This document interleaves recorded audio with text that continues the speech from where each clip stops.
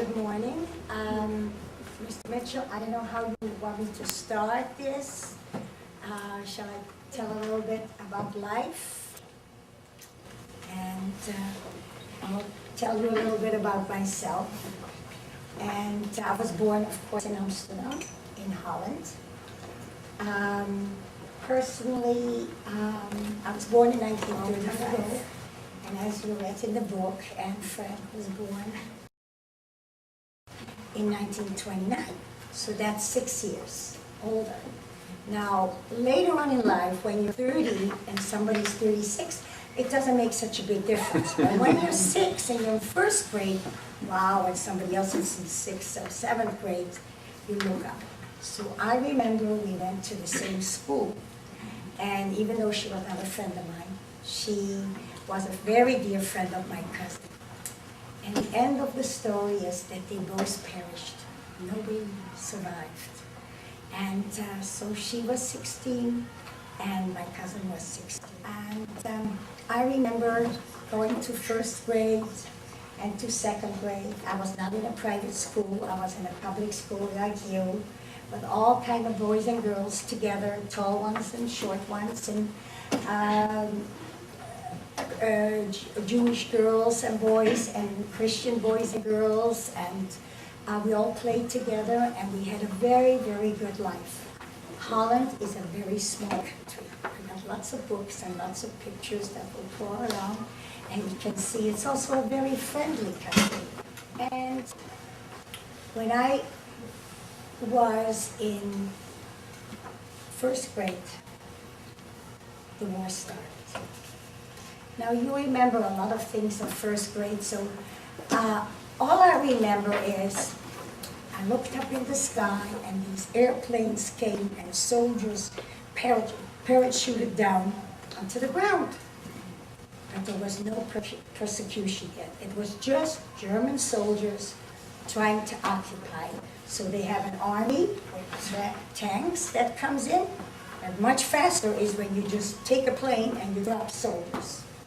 So that's 1940 was the beginning of the war, and I was in first grade. And then came the year 1942. Now I'm in second grade. And when I was in second grade, things started to get tough. Well, at first, as a child, the beginning, I thought it was kind of fun. I liked the soldiers marching. They were singing such nice songs, you know, and everybody was neat in a row, and especially on the weekends when I didn't have to go to school, I thought it was kind of neat. The streets were neat and clean, but I didn't know that they were neat and clean because people were scared to get out of the house. So they were all stayed when the soldiers were marching through the street. Everybody ran inside. So that was the first part about the war. It's an invasion. But then when you see what they do for no reason at all, they would come to a street. Let's say this is Croft, and they would take everybody from Melrose to Santa Monica, right? Santa Monica is your next big intersection. All these blocks, and take out all the men and boys over the age of 17, line them up and just shoot them for no reason. And I've seen that. So, do you get hardened by that? Eventually, you get used to it, but never really. You'll never get really used to it. What happened is, everybody had, you see, we didn't have cell phones, and we didn't have televisions. But we did have a radio. But then, of course, people that can't afford a radio didn't have a radio. So they bought a newspaper. And people that couldn't find afford a newspaper, they have what they called kiosks. On every important corner in the city, they had this round pillar. And on that, they put all the notices. They put the notice when there is a concert in the park. They put a notice when the government says something. And of course, many of them was that the Germans take their paper and declare what we have to do the following week.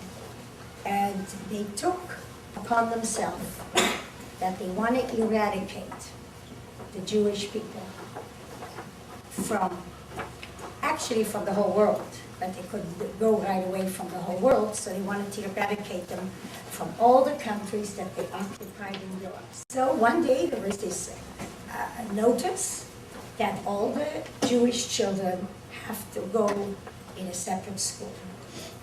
So I come to class in my second grade, and the teacher says, all the Jewish children, as of tomorrow morning, you have to go to this and this school. And they gave the address, and there was only one school where to go.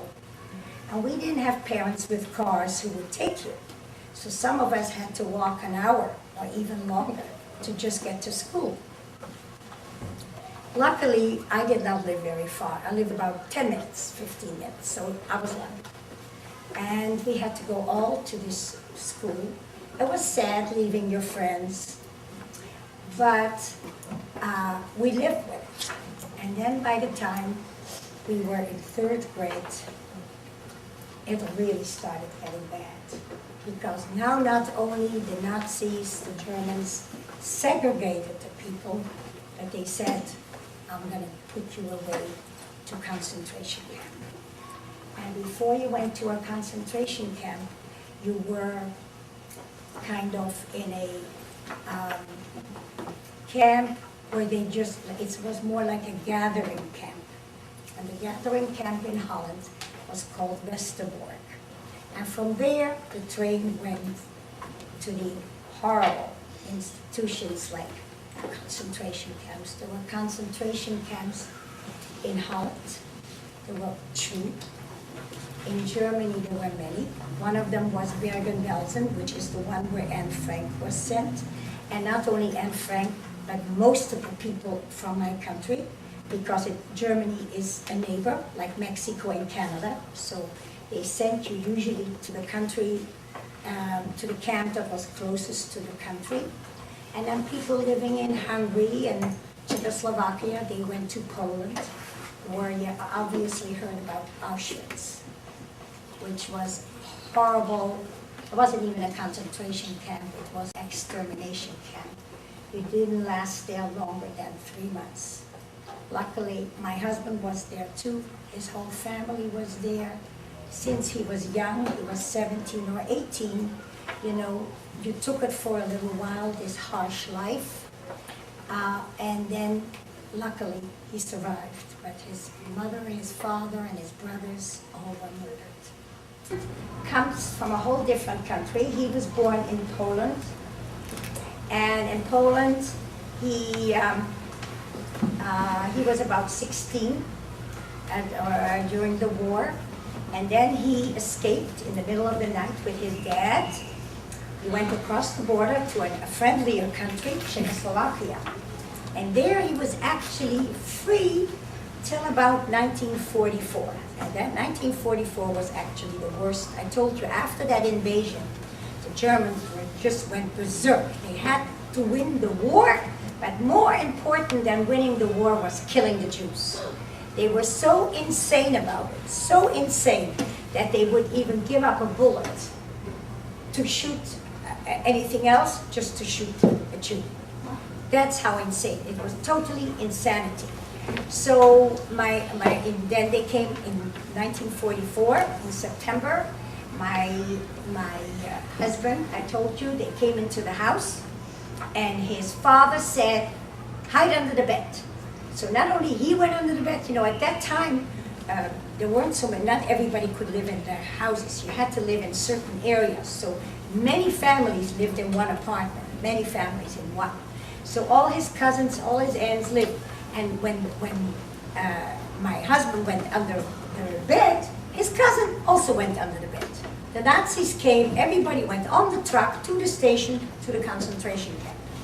Now, how long can you be under a bed? 1 hour, 2 hours, 3 hours. They went on the street, and somebody said, there are 2 Jewish boys on the street. And the soldier came out, took my husband and the other guy, threw him in a cellar, beat him unconscious, and then the following day threw him in the camp.